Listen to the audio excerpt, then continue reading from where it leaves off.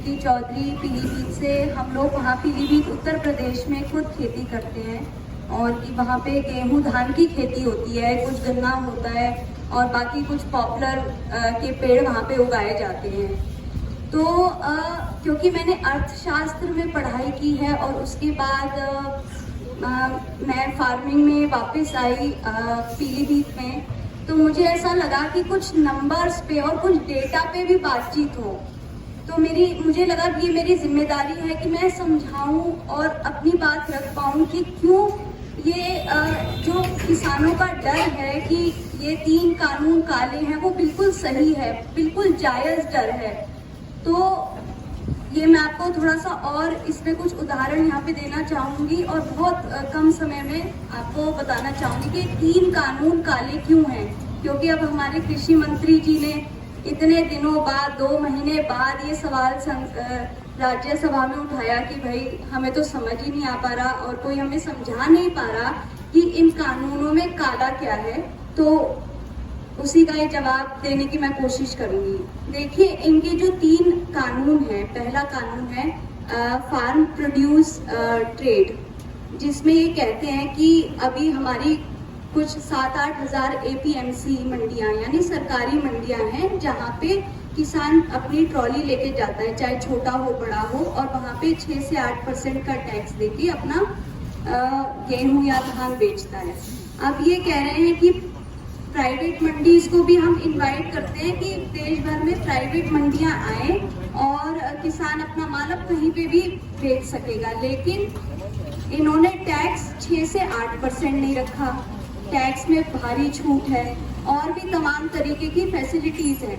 तो जब आप इतना अंतर करोगे सरकारी और प्राइवेट मंडी के बीच में, तो कंपटीशन तो दोनों में रहेगा ही नहीं। बहुत यकीनन बहुत ही स्वाभाविक बात है कि प्राइवेट मंडी शुरू में लालच देके, एक सही रेट देके, APMC जो हमारी सरकारी मंडीज हैं उनको खत्म करने का काम करेगी।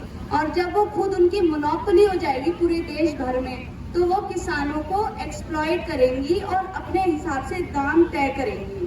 तो पहला तो ये नुकसान ये हुआ, और ऊपर से MSP ये लॉ नहीं बना रहे हैं, जो एक इनको कानून बनाना चाहिए मिनिमम सपोर्ट प्राइस का।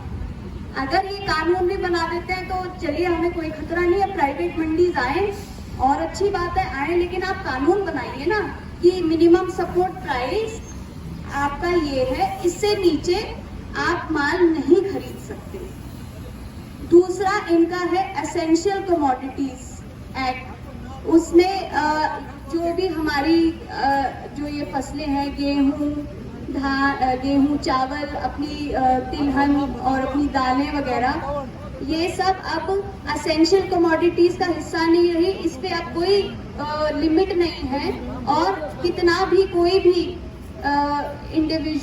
इंडिविजुअल या कंपनी कितना भी स्टॉक कर सकती है, उसमें कोई वो नहीं है। जब उस पर नियंत्रण नहीं है, उस पर लिमिट ही नहीं है, तो आप समझ सकते हैं कि मार्केट अपने हिसाब से फिर आगे पीछे रेट्स के साथ खिलवाड़ करेगा।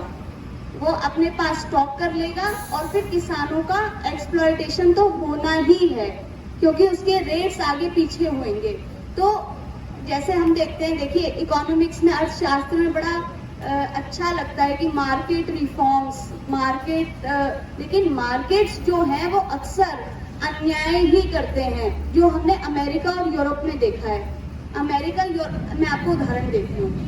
अमेरिका में जो ये बहुत बड़े बड़े रिटेल चेन्स हैं, जैसे वॉलमार्ट है या टेस्को है, तो जब ये चेन्स नहीं आई थी और इस तरीके के रिफॉर्म्स जो आज इंडिया में हो रहे हैं, ये रिफॉर्म्स जब अमेरिका में नहीं हुए थे, उस समय अगर किसान अपना $1 का माल जब बेचने जाता था ना, तो जो कंज्यूमर प्राइस जो होता है उसका 70% किसान के हाथ में आता था।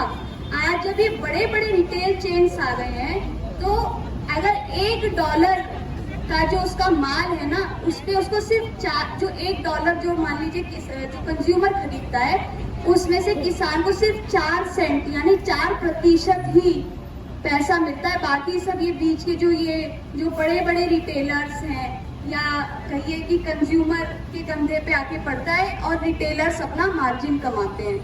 तो इसमें ये जो लड़ाई है, यहाँ पे मैं एक और बात कहूंगी, जो हमारे शहर में जो भाई बहन हैं जो समझ नहीं पाते, कई बार सोचते हैं तो किसानों का है, ये मैटर सिर्फ किसानों का नहीं है, ये उपभोक्ताओं का भी है, कंज्यूमर्स का भी है। अगर आज कंज्यूमर्स भी नहीं जागेंगे जो शहर में है, तो उनको भी बहुत महंगाई की मार पड़ने वाली है, क्योंकि सब कुछ अब कॉर्पोरेट्स के हाथ में आ जाएगा। और कॉर्पोरेट्स आपको पता है अपने हिसाब से बहुत सस्ता खरीदेंगे किसानों से और यहाँ बहुत महंगा बेचेंगे। तो ये बहुत बड़ा जो कहेंगे शोषण, उसकी तैयारी हो रही है, जो हमें नहीं करने देना है। तीसरा इनका कानून है कॉन्ट्रैक्ट फार्मिंग। तो कॉन्ट्रैक्ट फार्मिंग में भी जिस तरीके के क्लॉजेज हैं, वहां पे इन्होंने ये क्लॉज नहीं लिखा कि चलिए एक बार आपने फार्मर के साथ एग्रीमेंट कर लिया कि हम आपसे ये उगाइए, हम आपसे इस कीमत पे आपसे ये लेंगे। लेकिन वहां पे क्या हुआ है, जो महाराष्ट्र में हमने देखा है, जो अंगूर वगैरह करते थे महाराष्ट्र में किसान, तो उनके साथ बहुत ज्यादा इनजस्टिस हुआ है। कॉन्ट्रैक्ट तो लिखे जाते थे उनके साथ, लेकिन उनको सही दाम नहीं मिल पाया। अंत में उनकी जमीनें बड़ी बड़ी कंपनियों ने ले ली। तो बहुत सारी चीजें हैं, बहुत सारे इसमें खतरे हैं। तो गवर्नमेंट तो ये कह रही है कि इन कानूनों में काला क्या है हमें समझाओ, तो बहुत टाइम से समझा रहे हैं, लेकिन कभी भी गवर्नमेंट ने हर कोशिश कर ली, हर बात बोल दी, लेकिन क्या वो समझा पाए कि इसके फायदे क्या हैं? वो समझा ही नहीं पाएंगे, क्योंकि इसमें कोई फायदा ही नहीं है। ये पूरी की पूरी तरह एक जो फेल्ड मॉडल है ना, जो बिल्कुल पिट चुका है, खुद अमेरिका और यूरोप में पिट चुका है ये रिफॉर्म वाला मॉडल। वो भी जहाँ 500-600 एकड़ जमीन का एवरेज है, यहाँ पे हमारे 86%, 86% फार्मर्स के पास 5 एकड़ से कम जमीन होती है। तो यहाँ पे तो जरूरत है कि जो आप एक बात बताइए, आप पंजाब हरियाणा की बात कर रहे हैं, पंजाब हरियाणा में एपीएमसी मंडियां हैं, ठीक है, उसकी वजह से इन 2 स्टेट्स में तब भी एक प्रॉस्पेरिटी दिखती है। तो आपको जिस मॉडल में किसान थोड़ा सक्षम और प्रॉस्पेरस दिख रहा है, वो मॉडल पूरे देश में लागू करना चाहिए, या जो बिहार वाला पिटावा मॉडल है, जहाँ पे खुद बिहार का आदमी मजदूरी करने पंजाब में जाता है, वो वाला मॉडल आप लागू करोगे पूरे देश में? ये तो बात समझ में नहीं आती। तो इनके पास कोई भी एक्सप्लेनेशन नहीं हो सकता। इसलिए नहीं हो सकता, 2006 में भी जो भी उस समय की गवर्नमेंट थी, उन्होंने कहा था हम एपीएमसी मंडियों को बंद कर देते, इससे क्रांति आएगी, बिहार पंजाब से भी आगे निकल जाएगा।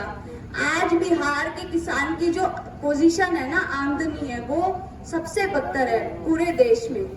तो इसीलिए मैं यही कहूंगी एक अर्थशास्त्र की, क्योंकि मैं स्टूडेंट रही हूँ, कि किसी भी सूरत में, किसी भी हालत में हमें इन बिलों को नहीं मंजूर करना है, हमें कॉम्प्रोमाइज करना ही नहीं है।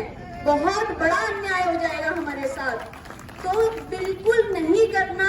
ये हमारी मांगे बिल्कुल सही है, इसमें कुछ गलत नहीं है। और जो हम लोग यहाँ पे मेहनत कर रहे हैं, आप लोग यहाँ पे बैठ के मेहनत कर रहे हैं, ये बहुत ज्यादा जरूरी है। इससे हम हमारी भलाई के लिए, हम पूरे देश की भलाई के लिए ये काम कर रहे हैं। हो सकता है शहरों में हमारे मित्रों को ना पता हो, अभी जो उपभोक्ता है उनको नहीं पता हो कि उनके लिए कितने गलत है, लेकिन हमें एक अच्छे और सच्चे मन से लगे रहना है। और जब तक ये 3, तो मैं जो अपने तोमर साहब हैं कि भाई कानून पूरे के पूरे काले, इसमें काला क्या है ये मत पूछिए, कानून ही काले हैं पूरे, ठीक है। तो ये जो हमारे 3 काले कानून है ना, इसकी तो हमें वापसी करनी ही होगी। और एमएसपी, आप ये कहते हो कि पंजाब और हरियाणा के किसान, अरे अगर एमएसपी एक लॉ बन गया तो ऊपर कश्मीर से कन्याकुमारी तक सारे किसानों का भला हो जाएगा। भाई सारे ही किसान पंजाब हरियाणा क्यों ना बने? क्यों सिर्फ हम इतना अंतर देखते हैं? हमें तो पूरे देश को पंजाब हरियाणा बनाना है ना। तो उसकी लड़ाई अगर पंजाब हरियाणा वाले लड़ रहे हैं कि हमारा भाई बिहार के भाई भी हमारे जैसे तरक्की करें, तो उसमें क्या बुराई है? तो यही कहते हुए मैं बस अपना इसको अंत करूंगी कि ये लड़ाई, ये मांगे हमारी बिल्कुल सही है, हमें पीछे कदम नहीं करने, क्योंकि इससे बहुत नुकसान ही नुकसान है, इसमें कोई शक नहीं है। ये डेटा कहता है, ये अर्थशास्त्री भी, बड़ी दुख की बात है हमारे इंडिया के जो अर्थशास्त्री हैं वो पता नहीं क्यों सही बात नहीं बता रहे। ये बड़ी बहुत ज़्यादा गंभीर बात है ये, लेकिन हम लोग समझ गए हैं, हमारे किसान भाई समझ गए हैं, तो हमें बिल्कुल इसको जिंदा रखना है और ये बिल वापस जरूर होंगे। आप लोग डटे रहिए। नमस्कार।